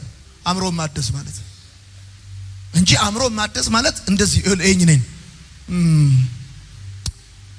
አይ ኖ ማለት አይደለም ብለህ ጻፍ። አንዳንድ ሰዎች ትግላቸው ምንድነው? አኗኗራቸው ከእግዚአብሔር ቃል ጋር ለማስማማት ሳይሆን የእግዚአብሔርን ቃል ከአኗኗራቸው ጋር ለማስማማት ነው ትግላቸው። የሰማኝ ሰው ካለ አንዳንድ ሰዎች ትግላቸው የነሱን አኗኗር ከእግዚአብሔር ቃል ጋር ማስማማት ሳይሆን የእግዚአብሔር ቃልን ከነሱ አኗኗር ጋር ማስማማት ነው። ብራዘር የእግዚአብሔርን ቃል ሸቅጠ ዋጨምረ ቀንሰ አክጥነ ካንተ አኗኗር ጋር እንዲስማማ ልታረግ ብትሞክር ትፈነዳለህ እንጂ ለዘላለም አይስማማም። አንተ ነህ ከእግዚአብሔር ቃል ጋር የምትስማማው። ተስማማለህ፣ ተስማማ። አትስማማም፣ ውጤቱን ታየዋለህ። አኗኗርን ከእግዚአብሔር ቃል ጋር ማስማማት ማለት ነው። ይሄው ምንም ተራራ መውጣት ቁልቁለት መውረድ ፊዚክስ ማቴማቲክስ አያስፈልገውም። አሁን ካለበት ህይወት መውጣትና አዲስ ህይወት መኖር ከፈለክ አጭር አማርኛ አኗኗርህን ከእግዚአብሔር ቃል ጋር ማስማማት ማለት ነው። ይሄው አሜሪካና ካናዳ ምን ሰማው? ይበርዳል አይባልም፣ አለበስኩም ነው የሚባለው። የሰማኝ ካለ ውጭ ሀገር ይበርዳል አይባልም፣ አለበስኩም ነው የሚባለው ይለዋል። ይሄንን ነው የሚነግሩ።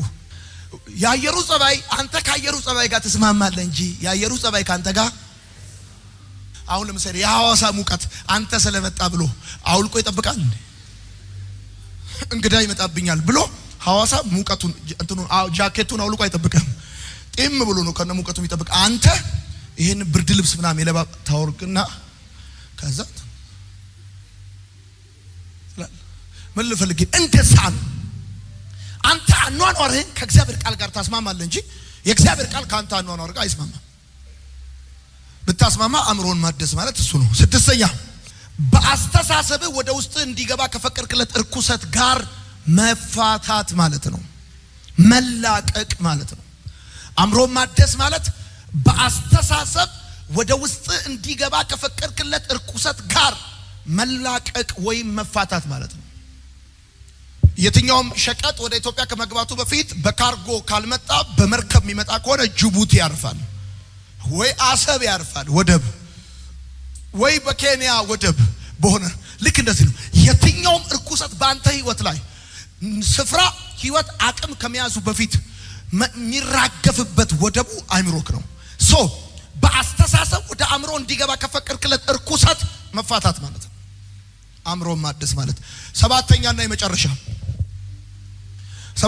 የመጨረሻ ይሄን ስነግራችሁ በታላቅ ኩራት፣ በታላቅ ደስታ፣ በታላቅ ክብር ነው። ጻፉ። አእምሮን ማደስ የእግዚአብሔር ልጅ ስትሆን ብቻ የሚካሄድ የለውጥ አካል ነው። የእግዚአብሔር ልጅ ብቻ በመሆን የሚካሄድ የለውጥ አካል ነው። ቦርናጌን ክርስቲያን ካልሆንክ ኢየሱስ ክርስቶስን የህይወት አዳኝ መድኃኒት አድርገህ ስትቀበል ብቻ ኤክስፒሪየንስ የምታደርገው የለውጥ አካል ነው። ምክንያቱም ሰው እንደ እግዚአብሔር ቃል አመለካከቱ ሊቃኝ የሚችለው ኢየሱስን የህይወቱ ጌታ አዳኝ መድኃኒት አድርጎ መቀበል ሲችል ብቻ ነው። ሰው አእምሮን ሊያድስ የሚችለው በጌታ ሲሆን ብቻ ነው። የምትጽፉ ሰዎች አእምሮን የማደስ አስፈላጊነት ብላችሁ ጻፉ። አእምሮን የማደስ አስፈላጊነት። አእምሮን ማደስ ምን ማለት እንዳልሆነ ካየን በኋላ አእምሮን ማደስ ምን ማለት እንደሆነ አይተናል። አሁን ደግሞ ለምን ያስፈልጋል አእምሮን ማደስ? አእምሮን ማደስ ለምን ያስፈልጋል? አንደኛ የአእምሮ ለውጥ ከሌለ የህይወት ለውጥ ስለሌለ፣ የአእምሮ መታደስ ከሌለ የህይወት መታደስ ስለሌለ፣ የአእምሮ ለውጥ ከሌለ የህይወት ለውጥ ስለሌለ፣ የአእምሮ መታደስ ከሌለ የህይወት መታደስ ስለሌለ፣ የህይወት መታደስ ስለሌለ ደጋግሜ እንደነገርኳችሁ የዛሬ ህይወታችሁ የትላንት ሐሳባችሁ ነው። የነገ ህይወታችሁን መቀየር ያለባችሁ የዛሬ ሐሳባችሁን ነው። የዛሬ ሐሳባችሁን ነው። ሁለተኛ እግዚአብሔርን ለመምሰል ሰው እግዚአብሔርንም ሰይጣንንም የሚመስለው ሰው ዓለምንም እግዚአብሔርንም የሚመስለው በአእምሮ ነው። እግዚአብሔርን ለመምሰል ለዚህ ነው አእምሮን ማደስ ሂደት ነው፣ ክስተት አይደለም ያለው። አንዳንድ ጊዜ አይታችሁ ከሆነ ሰዎች አንድ ቀን ዳምፔል ያነሱና አንድ ብድግ ያደርጉና መስታወት ላይ ሄደው እንደዚህ ይላሉ። በአንድ ቀን ቦዲ ቢልደር አትሆንም፣ መስራት አለ። አሁንም አእምሮ ማደስ እንደዛ ነው። አሁንም ሰኞም ሉቃስ፣ ማክሰኞ ሮሜ፣ ሐሙስ ገላትያ፣ ሁሌ ጸሎት፣ ከዛስ ማቴዎስ፣ ከዛስ ሁሌ ጠዋት ማታ ማንሳት አለ። ጠዋት ማታ የእግዚአብሔር ቃል እግዚአብሔር ለመምሰል። ሁለተኛ ሶስተኛ የእግዚአብሔርን ፍቃድ ለማወቅ ሮሜ መጽሐፍ ምዕራፍ 12 ከቁጥር 1 እስከ 2 ስታነቡ ፍጹም የሆነውን የእግዚአብሔርን ፍቃድ ታውቁ ዘንድ ነው የሚለው። በጎ የሆነውን ታውቁ ዘንድ በአእምሮአችሁ መታደስ ተለወጡ እንጂ ይህን ዓለም አትምሰሉ። አራተኛ መንፈሳዊ ውጊያን ለማሸነፍ ቅድም እንደተነጋገርነው ሰይጣን በዋነኛነት የሚያጠቃው አእምሮህን ነው። እግዚአብሔርን በየቀኑ ማደስ የሚፈልገው ያንተን አእምሮ ነው። መንፈሳዊ ውጊያን ማሸነፍ ከፈለክ፣ ሰይጣን ባንተ ህይወት ላይ ብልጫ እንዳይኖረው ከፈለክ፣ ድል ማድረግ ከፈለክ እሱ የሚገኘው አእምሮን በማደስ ነው። አምስተኛ ወደ እግዚአብሔር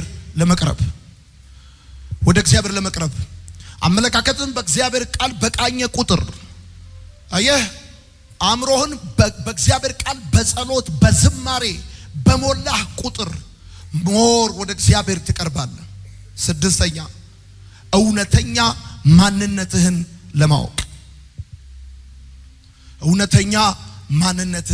ለማወቅ አንተ ማን ከየት መጣ ለምን መጣ ምን ሰራለ እዚህ ምድር የሚለውን ጉዳይ የሚነግርህ ካንተ በፊት የነበረ ባዮሎጂ በተፈጠረ ሚጢጥዬ ጭንቅላቱ 10 መጽሐፍ ያነበበ ሰው ሳይሆን ይሄ ቃሉ ነው። የእግዚአብሔር ቃል አንተ ማን እንደሆንክ ይነግራል። እውነተኛ ማንነትን ለማወቅ። ሰባተኛ ህይወትና ሰላምን ለማግኘት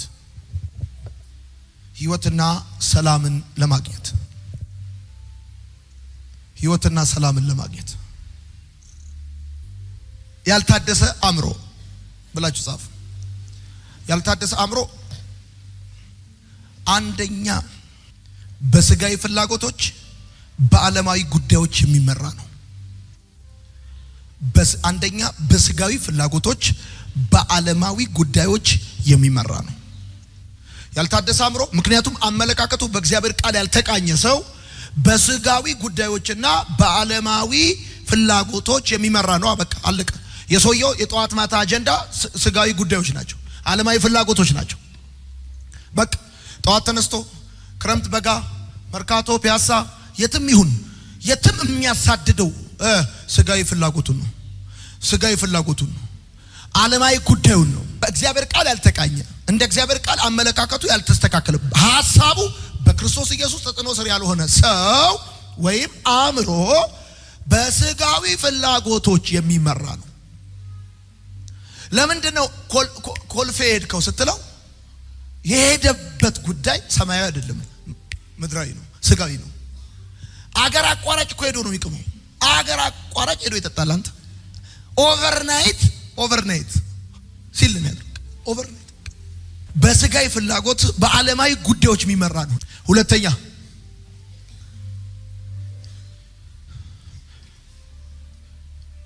ለመንፈሳዊ ነገር ፈቃደኛ አይደለም፣ ወይንም መንፈሳዊ ነገሮችን እንደ ሞኝነት ይቆጥራል። በቃ ለሱ እርድና መላከፍ፣ ለሱ እርድና መልከፍ፣ ለሱ እርድና መጸለይ፣ መዘመር፣ ማንበብ፣ መንፈሳዊ ነገር ላይ በደንብ ኢንጌጅ ማድረግ ኋላ ቀርነት ነው። ለመንፈሳዊ ነገር ፈቃደኛ ፍላጎት የለውም፣ እንደ ሞኝነት ይቆጥራል መንፈሳዊ ነገርን። ሶስተኛ ያልታደሰ አእምሮ በከንቱ ሐሳቦች የተሞላ ነው። ዶሮ ብታልም ጥሬዋን እንደሚባል ያልታደሰ አእምሮ በከንቱ ሐሳቦች የተሞላ ነው። ይሄ ጭንቀት፣ ፍርሃት፣ ሰላም ማጣት፣ ደስታ ማጣት፣ ኃጢአት፣ ሌብነት፣ ክፋት፣ ስድብ፣ ድብድብ ምናምን በቃ ይሄ ከንቱ ሐሳብ ምንም ጥቅም የሌለው ረብ የሌለው የማይረባ ሐሳብ የተሞላ ነው ያልታደሰ አእምሮ። አራተኛ ራስ ወዳድ ነው።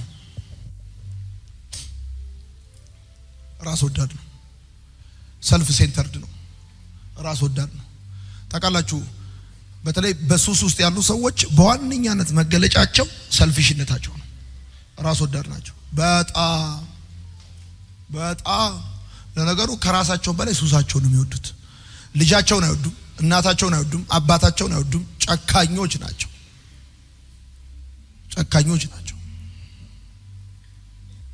አምስተኛ ያልተገራ አንደበት አለው። ሐኪሞች ታውቃለህ ሰው ሲታመም ከመላሳቸው ተነስቶ ምን አይነት ህመም እንዳለባቸው መረጃ ያገኛሉ። ያልታደሰ አእምሮ እንዲህ ብላችሁ ጻፉ። በልብና በምላስ መካከል በአእምሮና በምላስ መካከል ቀጥተኛ ግንኙነት ነው ያለው ብላችሁ ጻፉ። ቀጥተኛ ግንኙነት። ሰው የሚያስበው ነው የሚያወራው። የሚያስበው ነው የሚያወራው።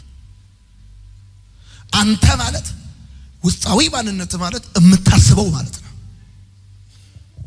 የምታስበው ማለት ነው። አንደበተ ክፉ ነገር እየተናገረ ካስቸገረ መፍትሄው ምላስን ማጠብ ሳይሆን አእምሮ ማደስ ነው። ይሄው በየማህበራዊ ሚዲያው እየወጡ እንደመጣላቸው የሚናገሩ የሚሳደቡ ሰዎች ደፋር ስለሆኑ አይደለም፣ ስለታመሙ ነው። ታማሚ ስለሆኑ ነው። እኛ እንዳመጣልን ማንናገረው ለምንድን ነው? በልባችንና በአእምሮአችን መካከል ቀጥታ ግንኙነት እንዳለ ስለምናውቅ እሺ አይለንም። ራሱ እሺ አይለንም። መቆጣጠሪያው እንትኑ ለቋል እና ደፋር ስለሆነ አይደለም፣ ስለታመመ ነው። ስድስተኛ የትርጉም መዛባት አለው። ያልታደሰ አእምሮ የትርጉም መዛባት አለው። ወዳለው ስትለው ሚስቱ ያልታደሰ አእምሮ ምን አስባብኝ ነው ይላል። ተው ስትለው ንቃይ ነው ይላል። ይቅርብ ስትለው እህቷ መከራት ነው ይላል። የትርጉም መዛባት አለበት። እንደዚህ ነው። ይሄው ያልታደሰ አእምሮ እንደዚህ ነው። ና እንደማለት ነው። እንዲህ ብለህ ጻፍ። ይሄው ና እንደዚህ ነው እንዴ? ና እንደዚህ ነው እንጂ በቃ ያልታደሰ አእምሮ እንዲህ ነው የሚያስበው። ይሄው እየሰማችሁ ነው። ሂድ እንዲህ ነው የሚያስበው። በቃ ሂድ ብሎ ያስባል። በቃ እንዴት ነው ሂድ እንዲህ ነው የሚያስበው። እቤት ቁጭ ብሎ ከሚስቱ ጋር ሲነጋገሩ አንተ ሰውዬ አመጣም ስትለው አመጣም ያለችው ነው የሚመስለው። ይሄዳል እንደው ዞሮ እየመጣ የነበረ ሰውዬ ዞሮ ይሄዳል። ሰባተኛ አእምሮ መጠቀም አይችልም። በሌሎች ተጽዕኖ ስር የወደቀ ነው ማለት ትችላላችሁ። አእምሮ መጠቀም አይችልም። በሌሎች ተጽዕኖ ስር የወደቀ ነው። በራሱ ምን ማድረግና አለማድረግ እንዳለበት በፍጹም አያውቅም። በሌሎች ሰዎች ተጽዕኖ ስር የወደቀ ነው። በሰይጣን፣ በአጋንንት፣ በሰዎች አስተያየት፣ በጉዳቱ ተጽዕኖ ስር የወደቀ ነው። በራሱ ምን መጠቀም አይችልም። ስምንተኛ ለአዲስ ነገር ዝግ ነው። ያልታደሰ አእምሮ ለአዲስ ነገር ዝግ ነው። ዘጠነኛ ያልታደሰ አእምሮ ፈሪ ነው። ወይኔ ደግሞ እንዲህ ብለህ ጻፍ ከፊት ለፊት። ከጨለማ ይልቅ ብርሃን ፈሪ ነው። ከጨለማ ይልቅ ብርሃን ይፈራል። ታውቃለህ? ከሌሊቱ 8 ሰዓት 9 ሰዓት 10 ሰዓት ምናምን 7 ሰዓት ሲሄድ አይፈራም። እቤት ውስጥ መብራት ከበራ ይፈራል። ለሆነ ሰው ነው የወሮት እና ይገባቸዋል ይሄ ነገር። ብርሃን ይፈራል። እንደዚህ ብርሃን ቀን ይፈራል። ቀን ተጠቅልሎ ይተኛል። ላት ሲመሽ ነው የሚወጣው። አስረኛ ተጠራጣሪ ነው። ያልታደሰ አእምሮ ተጠራጣሪ ነው። 11ኛ ያልታደሰ አእምሮ አታላይ ነው። በነገራችን ላይ አታላይ የሆነ ሰው አራዳ እንዳይመስልህ። ጭንቅላቱ ከታደሰ ሰርቪስ ጎሎት ነው። ቆይቷል። ሰርቪስ ከተደረገ ገብቷል። በቃ ዝም ብሎ የሚሸውድሽ ሰው እንዲህ ካጋጠመ በጣም ብልጥ ስለሆነ አይደለም፣ ሰርቪስ ተደርጎ ስለማያውቅ በቃ እንደዚህ ይኸው ዲስታንስ ይረዝምበታል። ዲስፕሌስመንት ነው የሚፈልገው እጥፍ። በቃ እንደዚህ ነው። በቃ እንደዚህ። የታደሰ አእምሮስ ብላችሁ ጻፉ። የታደሰ አእምሮ ደግሞ ምን ይመስላል? ይሄ ደግሞ የእናንተ አእምሮ ነው። ዋው! አንደኛ የእግዚአብሔርን ፍቃድ ያውቃል። እግዚአብሔርን ፍቃዱን ያውቃል። አባታችን ሆይ በሰማያት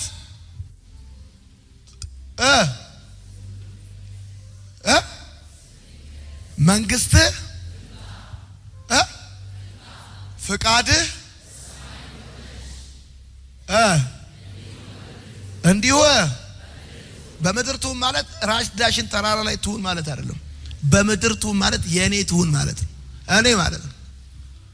እኔ ፍቃዱን ያውቃል። የእግዚአብሔርን ፍቃድ በሚገባ ያውቃል። የእግዚአብሔርን ፍቃድ። ሁለተኛ የእግዚአብሔርን ሐሳብ ይረዳል። እግዚአብሔር ለሕይወቱ ያለውን ሐሳብ ይረዳል።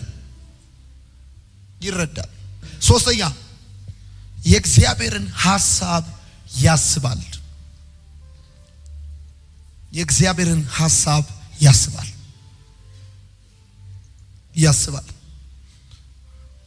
የእግዚአብሔርን ሐሳብ ያስባል። አራተኛ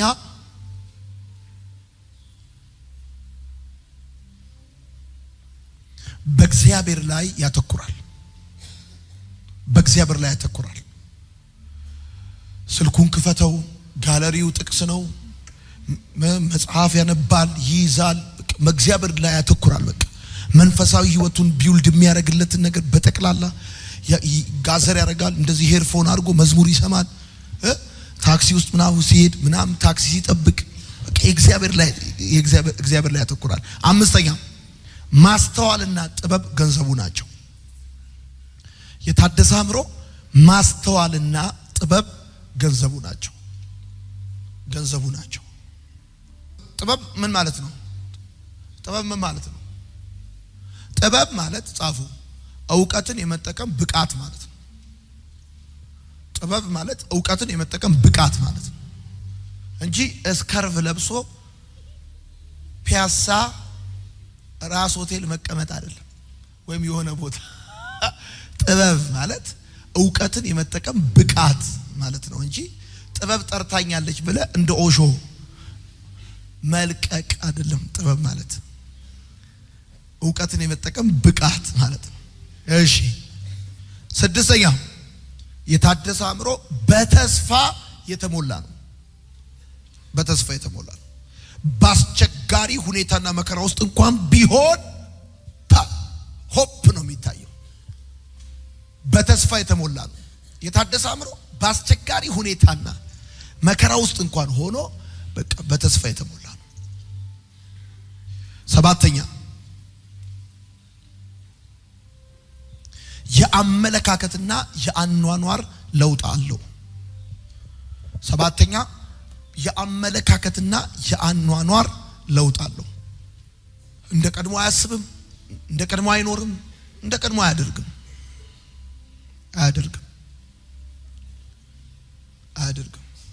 እንዲህ ብላችሁ ጻፉ። አእምሮም ማደስ እምነት ይጠይቃል።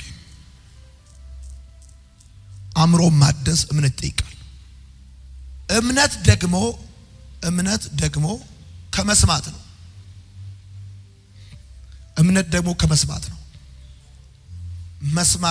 መስማትም በእግዚአብሔር ቃል ነው።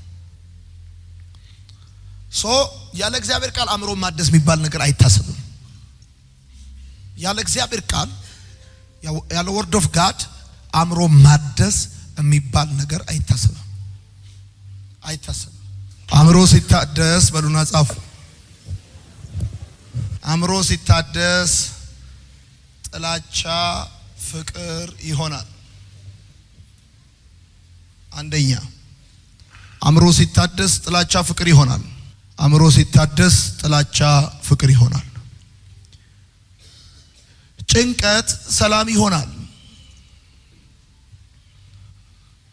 ጭንቀት ሰላም ይሆናል።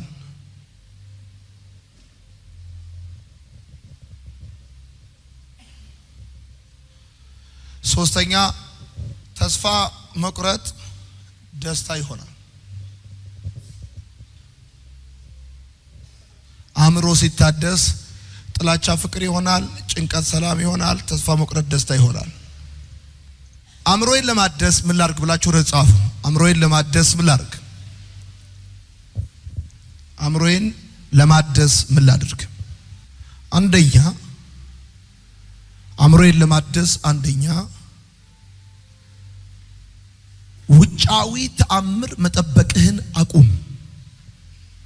አእምሮን ለማደስ ውጫዊ ተአምራትን መጠበቅህን አቁም። እግዚአብሔር ይረዳኛል፣ ይለውጥልኛል፣ ጠበል ጠጣለሁ፣ የተጸለየበት ውሃ ጠጣለሁ። ጠጣ፣ ሆድን ትሞላለህ።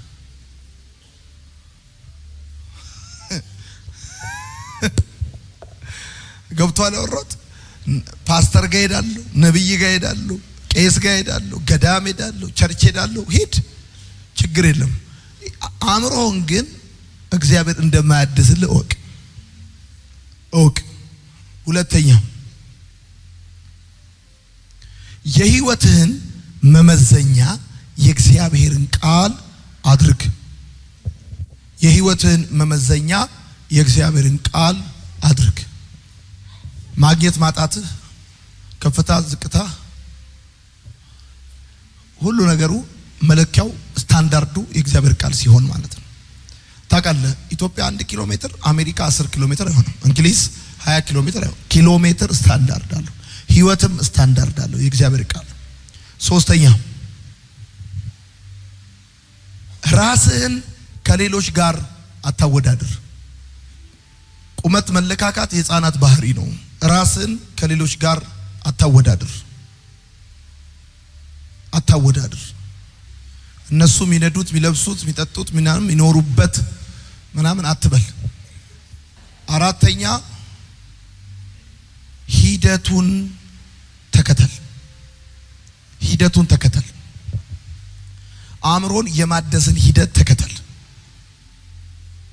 አእምሮን የማደስን ሂደት ተከተል።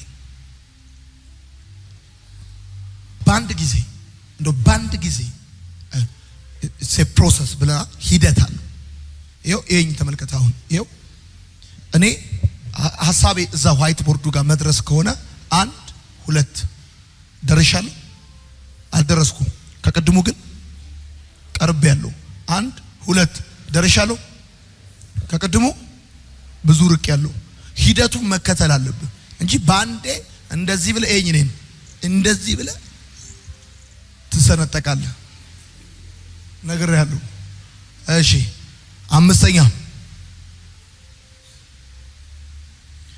አራተኛ ሂደቱን ተከተል አይደል? አምስተኛ ውጤቱን